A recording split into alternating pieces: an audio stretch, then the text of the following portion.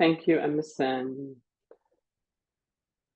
Just such a delight to have this opportunity to reflect together on these precious teachings of the Buddha. We're going to start off with chanting, paying homage to the Buddha, recollecting the Triple Jewel. And then that will be followed with a guided meditation. And then I'll give a Dharma talk. And then we'll have time to chat and hear your voices. That's the plan.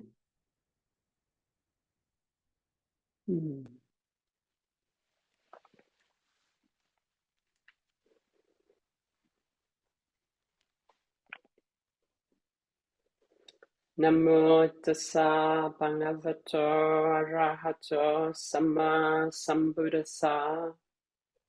Namo tassa bhagavato arahato sama sambuddhassa. Namo tassa bhagavato arahato sama sambuddhassa. Buddham saranam gacchami. Dhammam saranam gacchami. Sangham saranam gacchami. Tutiyampi buddham saranam gacchami. Tutiyampi dhammam saranam gacchami. Tutiyampi sangham saranam gacchami. Tatiyampi buddham saranam gacchami. Tatiyampi dhammam saranam gacchami. Tatiyampi buddham sangham saranam gacchami. Itipisu bhagava araham sama sambuddho vijarjana sampano sugato lokavitu anuttara purisatama sarati Satadeva Manosanam Buddho Bhagavati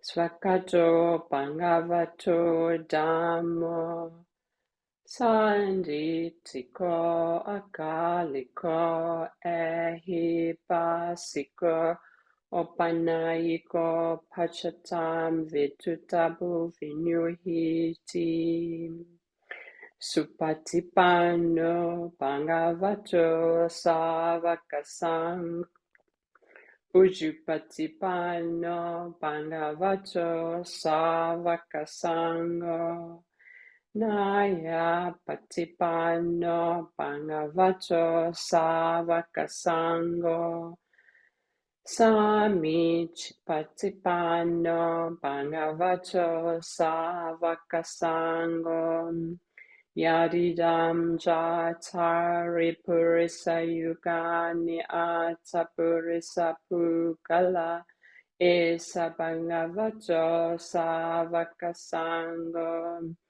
ahoneyo pahoneyo dakineyo anjali karaniyo Anuttaram punaketam loka sati.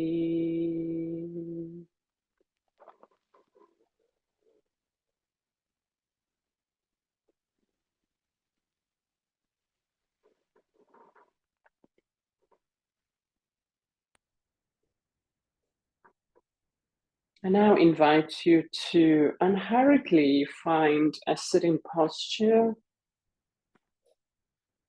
that supports you to be upright, alert, and yet relaxed. just taking your time with that, sensing into the body in the sitting posture.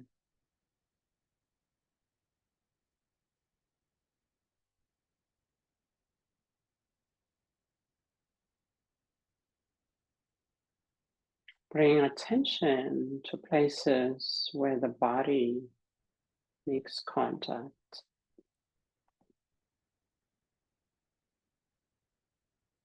Sitting bones on the chair or the cushion.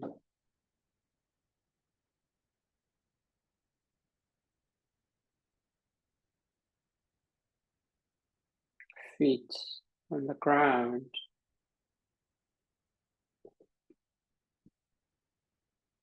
Taking time to sense the support that we get from the earth beneath this body.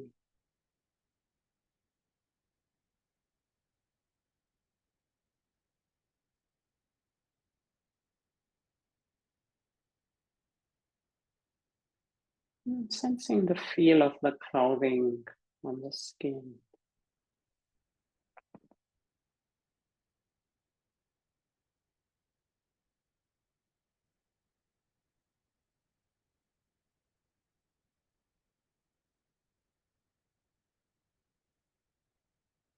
Allowing your own spine to support your uprightness of the upper body.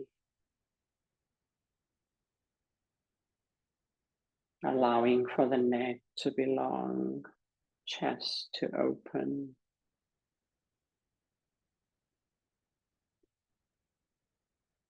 And hands sit comfortably on your lap.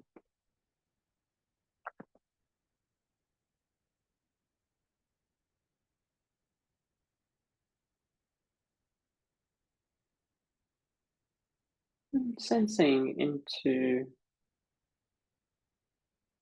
how it is right now in the body.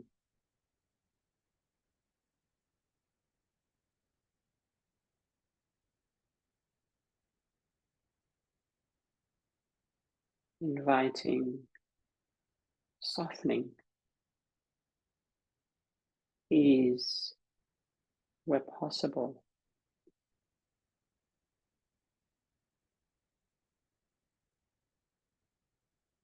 Softening the muscles of the face, dropping the jaw.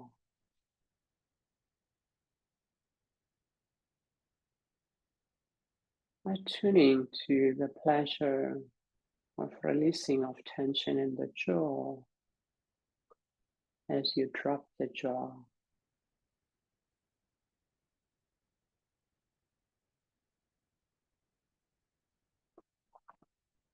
Dropping the shoulders, softening the belly.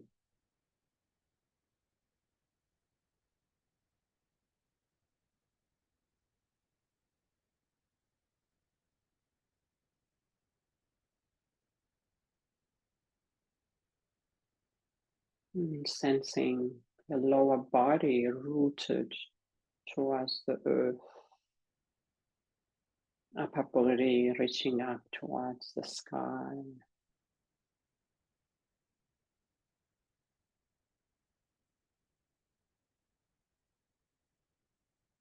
Coming to rest the attention with the experience of breathing in the body.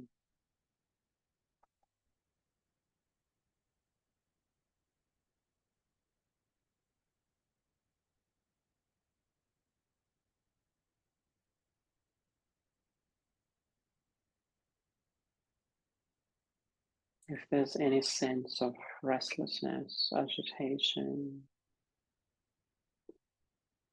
take your time to take a few long deep breaths.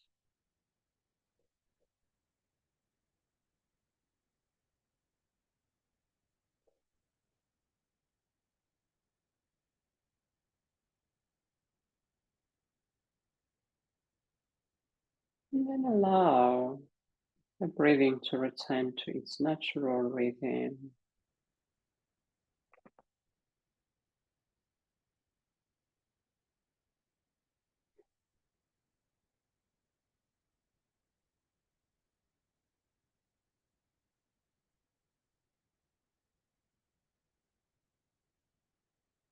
Being fully with this one breath at a time, tuning to the sensations of an in-breath and sensations of an out-breath.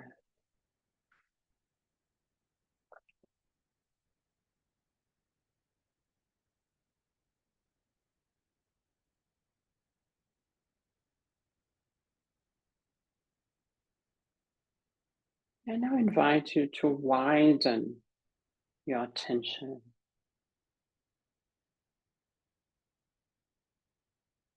sensing into the space around the body and beyond. And listening to sounds, sounds that can easily be heard, open, receptive, to sounds that can easily be heard.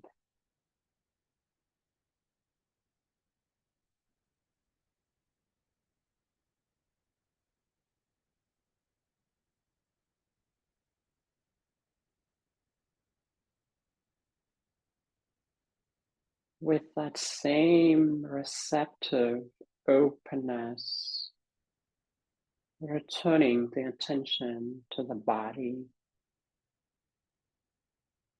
resting the attention with the experience of breathing.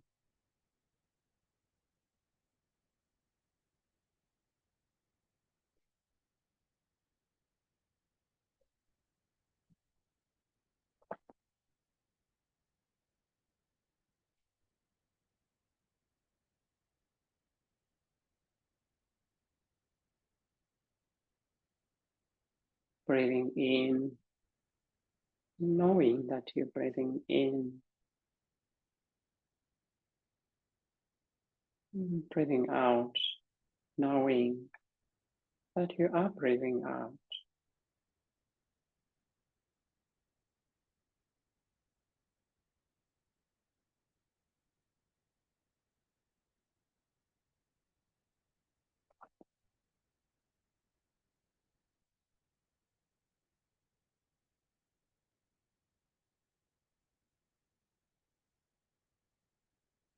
Noting where the breath is clearly experienced.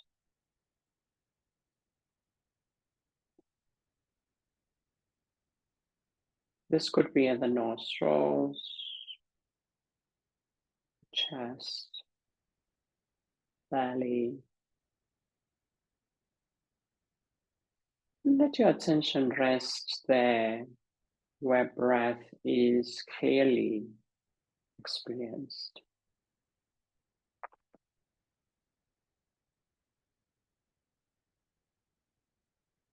Just resting.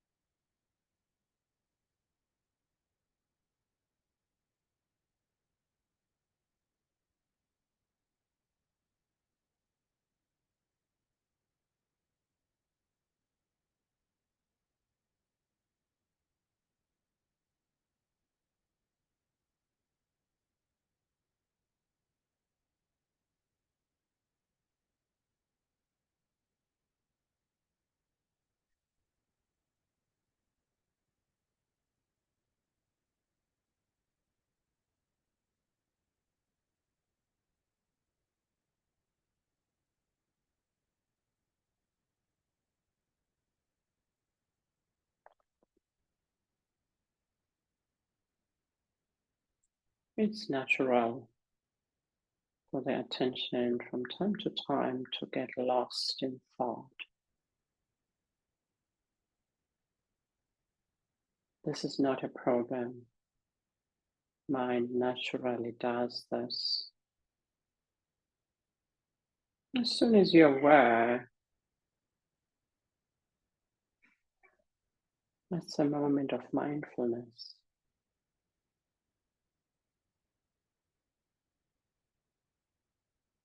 Gently and hurriedly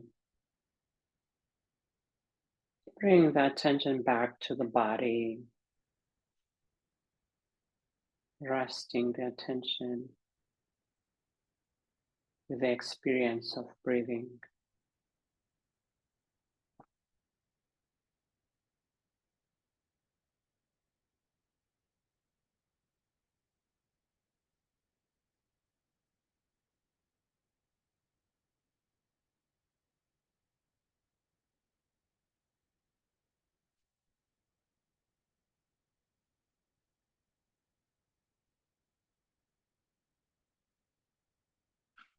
Continuing to invite the sense of ease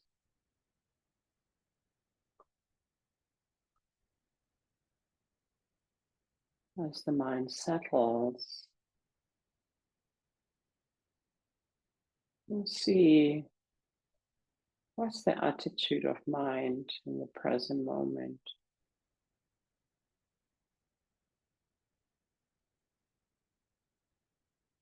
Allow the attitude of mind to soften by meeting whatever is arising in your experience with kindness.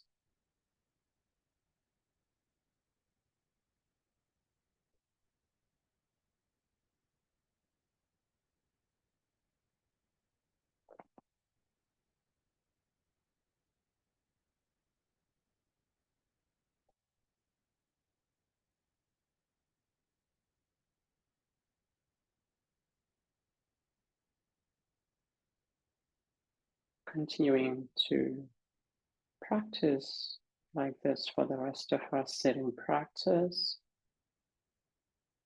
resting the attention with the experience of breathing.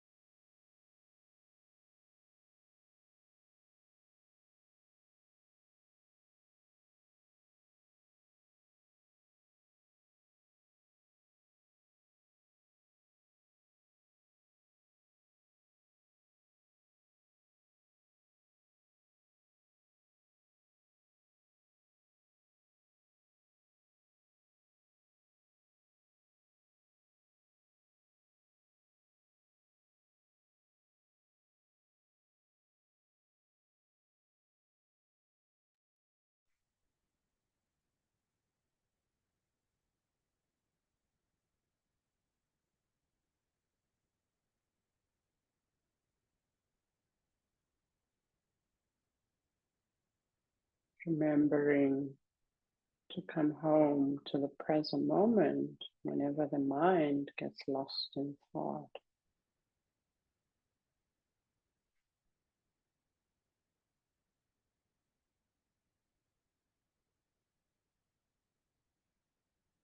Resting with the experience of breathing.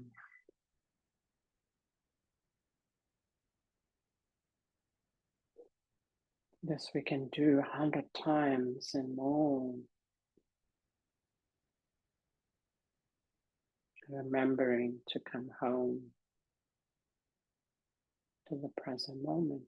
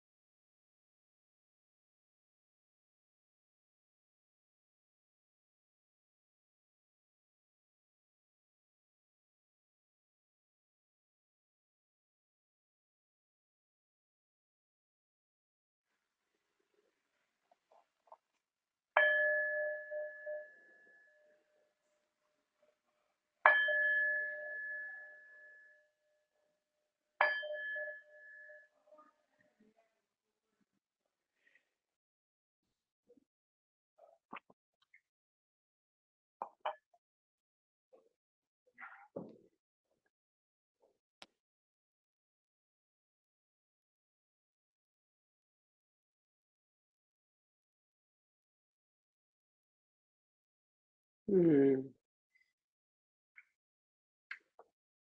thought I'd start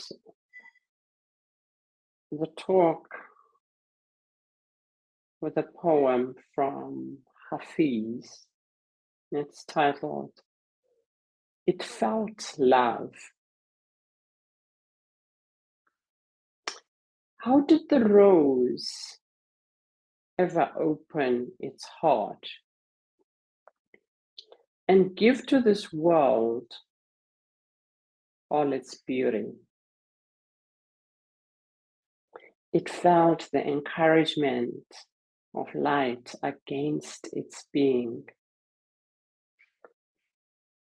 Otherwise, we all remain too frightened.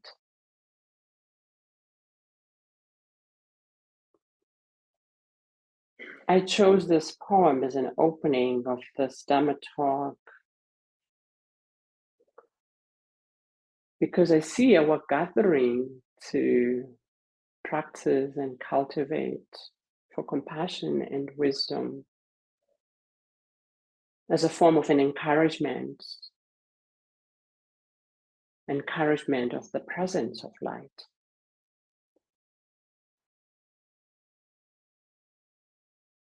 Without the light of Dharma, we would be too frightened. Practicing alone also, we would be too frightened if we always practice alone.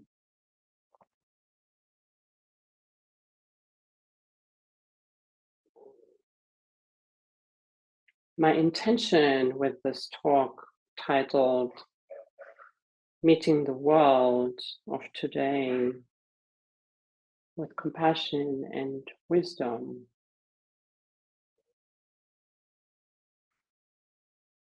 is intended to be an encouragement that when we develop and strengthen these wholesome qualities of heart, like compassion and wisdom, we can meet the world with courage. And courage is not the absence of fear.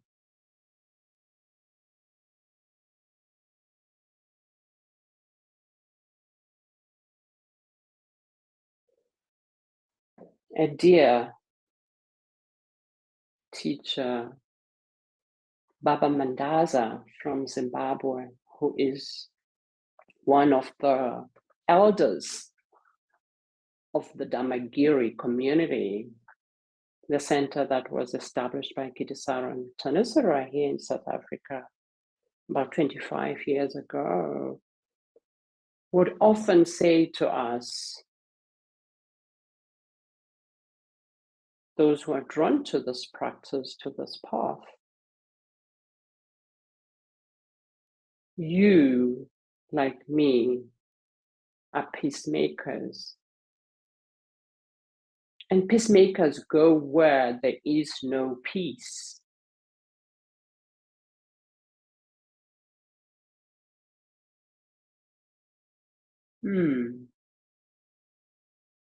Indeed, he goes around the world to teach about peace, which is really a teaching about love, about compassion, about wisdom. He's beyond 75 years old, but still goes around the world to bring people together to practice and cultivate for peace. In working with this teaching from Baba Mandaza,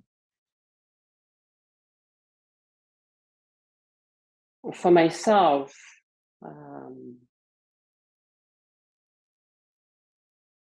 has been to direct the attention here to this very heart, which is where most times there is lack of peace. I mean, we can look out into the world and say, okay, if you're a peacemaker, then where do you go? You go to Ukraine, you go to Palestine. Perhaps you do that.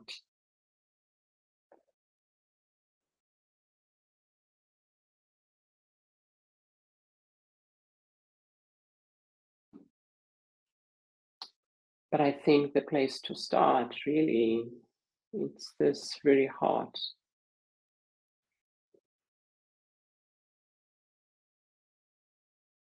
That can be full of fear, hopelessness, anger, confusion, and more, just given where the world is at.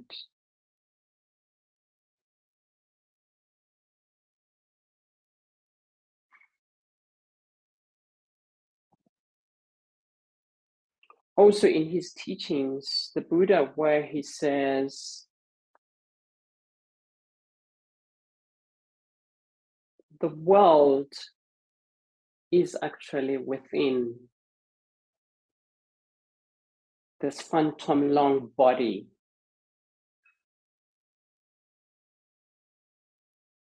Where is he pointing us to with that?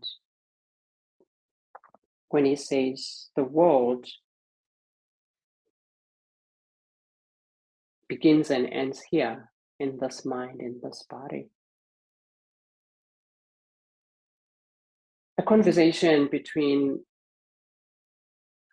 Ajahn Sumedho and Ajahn Sundara, who is one of the 5 nuns that Thanissaro was a part of, has this conversation with Ajahn Sumedho. This is before she ordained. She had attended a retreat and there were these conversations that were happening, and she was talking to Ajahn Sumedho about all these great challenges of the world. And then Ajahn Sumedho says to her,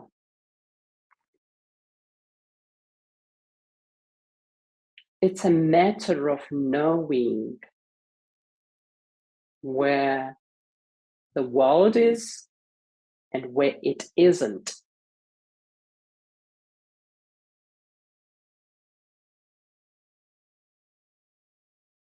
In that moment, Ajahn Sundara shares that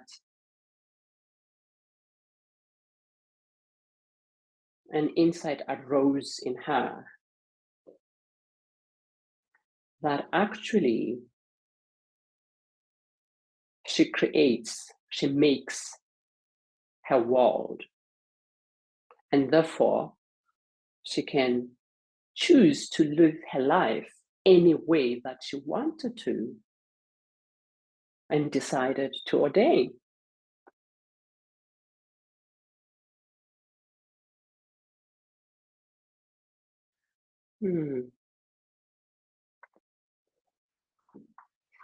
So where's really the real world? The world that we can do something about is the one that arises here within this mind and this body.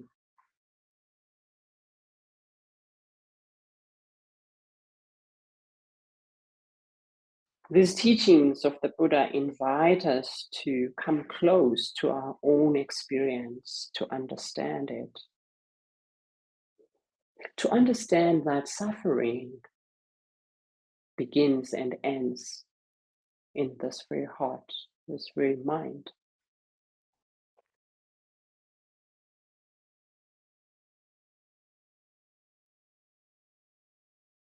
To know for ourselves that in this very mind, heart, lies both wholesome and unwholesome qualities.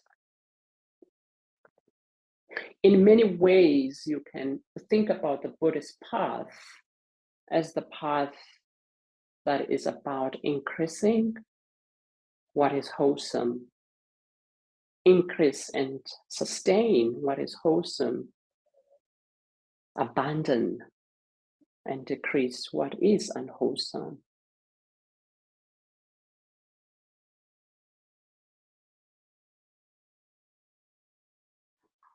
And the encouragement is to meet all of ourselves with kindness, with compassion, with wisdom. It is in doing this that we can connect with ourselves, connect with each other, and connect with all of life.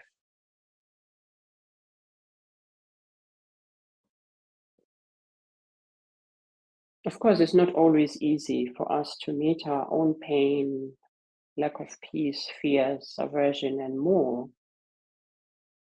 Meet those with care, with acceptance.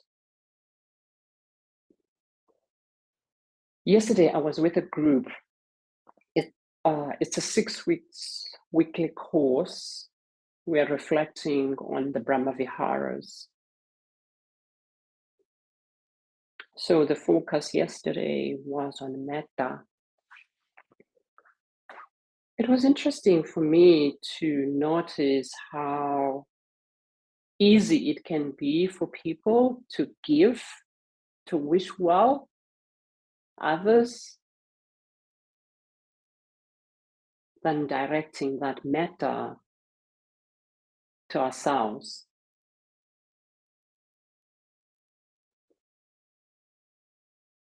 It was also interesting when we were reflecting on the near and the far obstacles of metta, that there was this huge relief when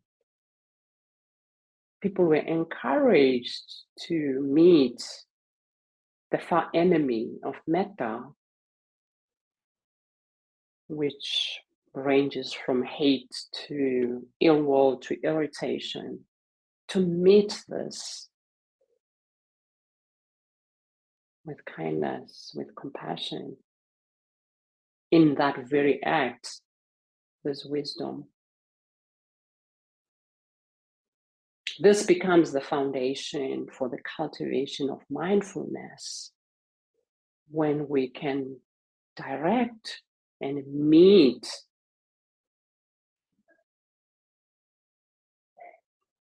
our own experiences of fear, of anger, of ill will. Anytime we do that, we're inclining the mind towards the good. We're inclining the mind towards the beautiful, which becomes then the foundation for the cultivation of mindfulness.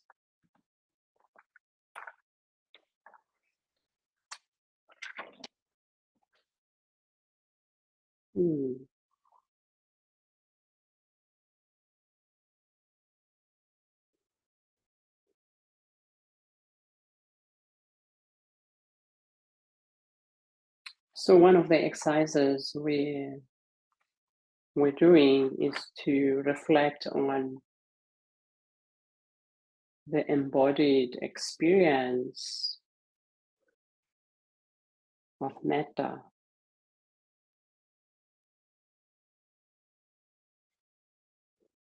And my own sense was that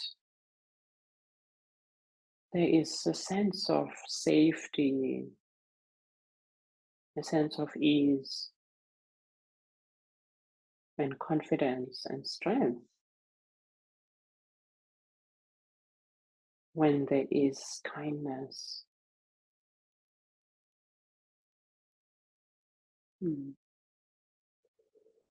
I truly don't actually separate kindness to compassion, because compassion is when we turn that kindness towards the suffering.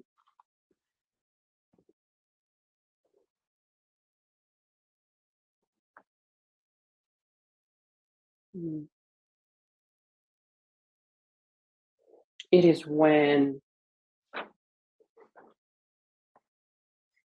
we turn this kindness towards our own suffering that we can really have the courage and the strength to meet the world where the world is at. To meet the world as is, not as we wish it can be.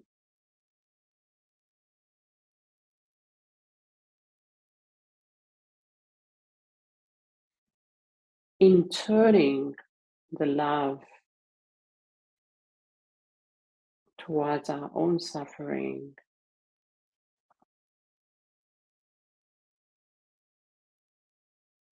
I see it as an act of acknowledging our own goodness.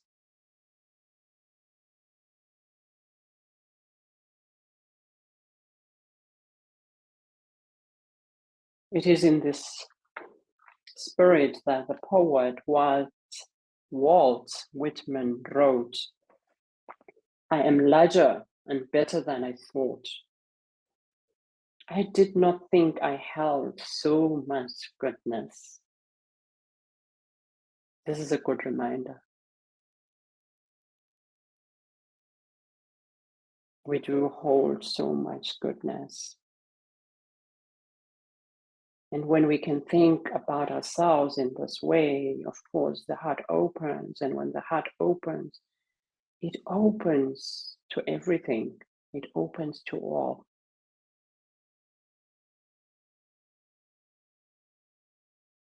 Baba Mandaza is actually one of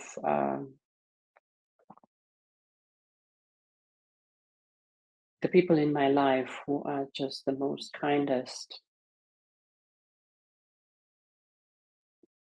So sometimes when he goes to Damagiri to teach, he lives in Zimbabwe. He goes through Johannesburg, which is where I'm based. So I've been fortunate a few times that he will spend a few days at my home. And I remember this one time we were sitting at the patio where in our conversation, there was just this moment of silence, which is something beautiful, to be with another in silence.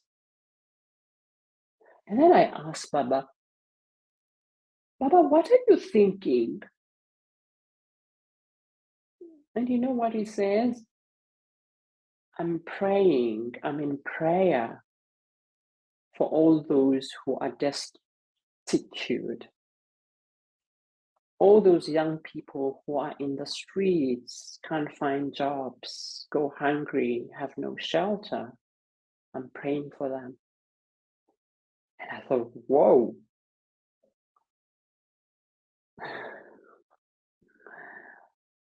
For me, that is what it means to dwell, to let the mind dwell in this place of goodness.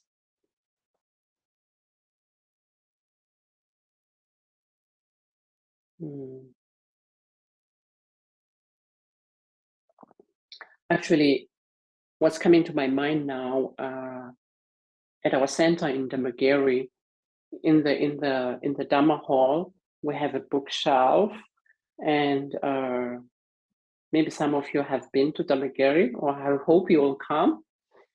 We have the best kind of conditions for practice. So there are these photographs of 3 people: Ajahn Chah, Baba Mandaza in a shared photo with Kitisara and Tsanisara, and Nelson Mandela.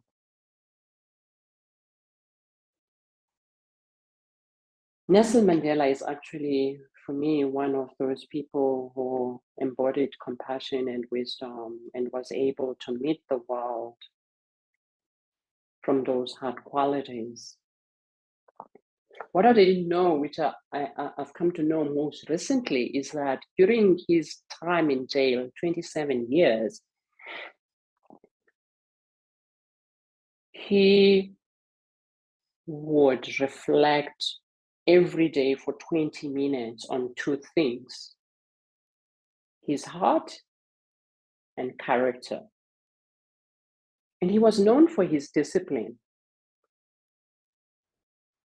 So it's not surprising then that he comes out of prison after 27 years and is a different person from the one who went in prison. He went in prison with anger. He comes out of prison and is saint-like in his focus and commitment on reconciliation.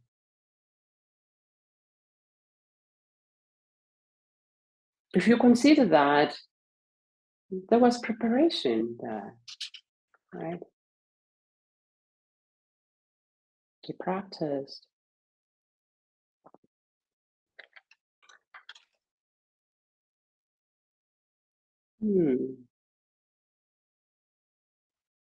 So you and I are in this path.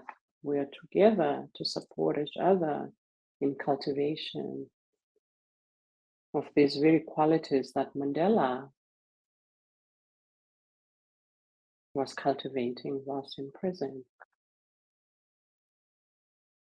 I'm convinced it is in doing that, he knew the only way he could live his life was to return to this good heart.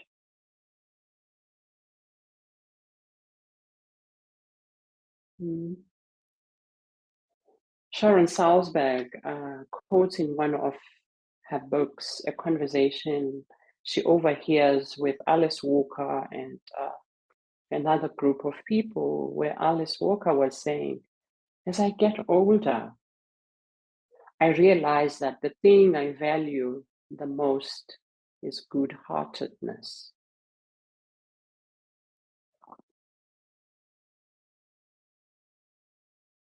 Yes, there is a lot of suffering in life out there, in here. Out there, the wars, the starvation, injustice, climate crisis. What can we do? It's not about not taking action, right? Action could be joining a march on peace. Yet, I think more important is this idea from Alice Walker that we can return to the goodness of the heart.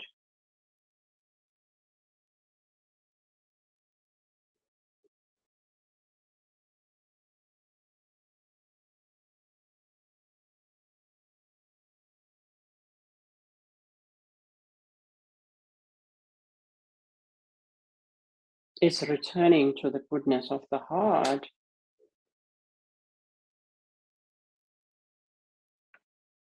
that we can cultivate wisdom that sees clearly.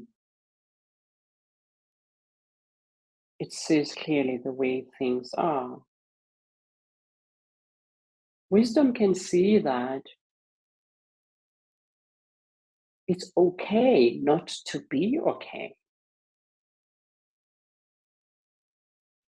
I'm not okay, we're not okay. That's okay. It's okay to be completely miserable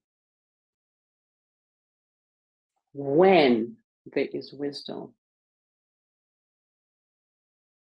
Wisdom knows that feeling of fear or anger, of misery, it's not permanent, it changes. It's in trusting this truth of change, true coming close to ourselves and observe our own minds. Nobody can do it for you. You can hear a teacher talk about impermanence and think you know about impermanence.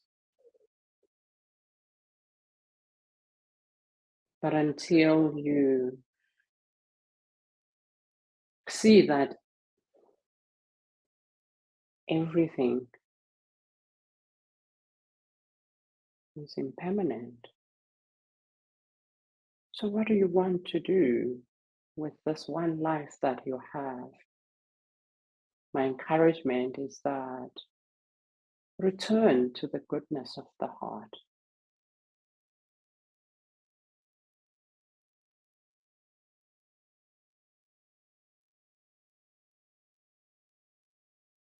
I'm going to pause here. Thank you for listening.